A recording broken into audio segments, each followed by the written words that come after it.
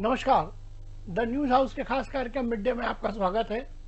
आज हम उन देवदूतों की बात करेंगे जो अस्पताल में काम करते हैं, डॉक्टर, नर्स और अन्य लोग। ये देवदूत कभी कभी अपनी भूमिका बदलते हैं। इनकी बदलती भूमिका पर क्या होता है उसी पर हम आज बात करेंगे।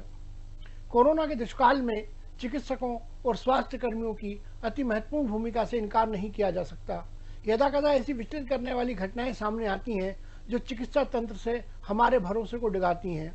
जैसे अहमदाबाद और केरल के एक निजी अस्पताल में लगी आग में कोविड-19 के मरीजों की दर्दनाक मौत। विडंबना यह है कि दोनों आग अस्पताल के आईसीयू वार्ड में लगी। जाहिर है ये गंभीर किस्म के रोगी भर्ती थे, वे अपने बचाव नहीं कर सके। ऐसी घटना कहीं ना कहीं मानवीय चूक को ही दर्शाती है। संक्रमण का भय इतना ज्यादा है कि कोविड मरीजों के पास कोई तीमारदार मौजूद नहीं रह सकता। यदि कोई होता तो शायद अग्निकांड के समय शिकार लोगों की जान बचाई जा सकती थी।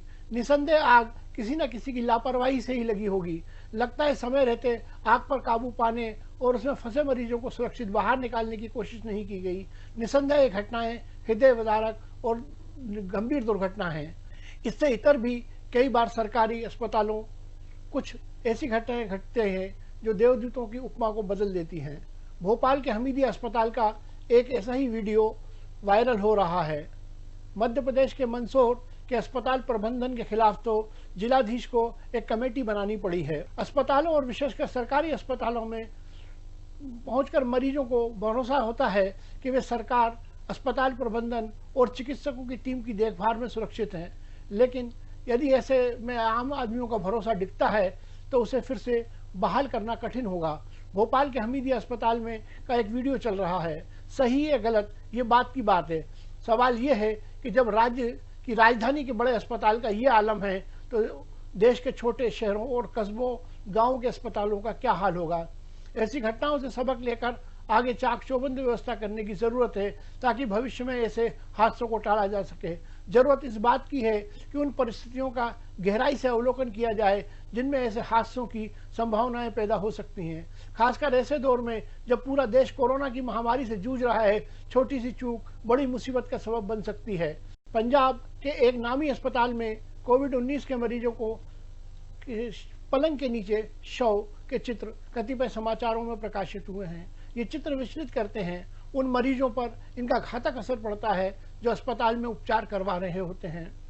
आरोप लगाया जा रहा है कि मरीज संक्रमण से तड़पते रहे और उनकी समय रहते हुए देखभाल नहीं हुई। ऐसी ही खबरें दिल्ली के एक नामी सरकारी अस्पताल से भी आई थी, जिसके बाद सुप्रीम कोर्ट ने केंद्र व राज्य सरकारों को फटकारा था। लापरवाही की खबरों से देश के विभिन्न भागों से गाये बगाए आती ही रही हैं, जो कोरोना के मरीजों को आतंकित करती हैं। कहीं मरीजों के बीच में शव के पड़े होने की खबरें आती हैं। इस पर संवेदनहीन जवाब सामने आए कि हम पहले बीमारों का इलाज करें या शवों को हटाएं। कई जगह शवों को बदलने से परिजनों में रोष देखा गया है।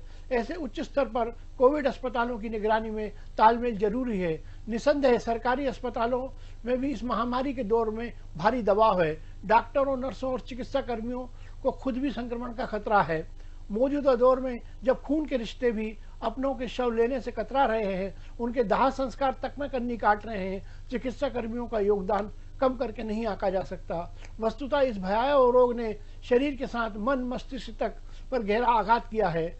लोग अज्ञात भय से जूझ रहे हैं। रोगी के साथ कोई परिजन रह नहीं सकता। रोग का कारगर उपाय उपलब्ध नहीं है।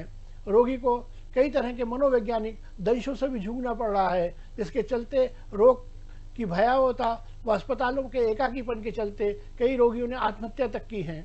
ऐसे में मरीजों के उपचार के साथ पुचकार की भी जरूरत है, जिसके लिए चिकित्सक बिरादरी और नर्सों की संवेदनशील व्यवहार की उम्मीद की जा सकती है। कई बार ये व्यवहार नदारद रहता है। आज के मिड डे में बस इतना ही। कल फिर किसी और विषय के साथ मिलते हैं। तब तक बने रहिए द न्यूज हाउस में समाचार के साथ। नमस्कार।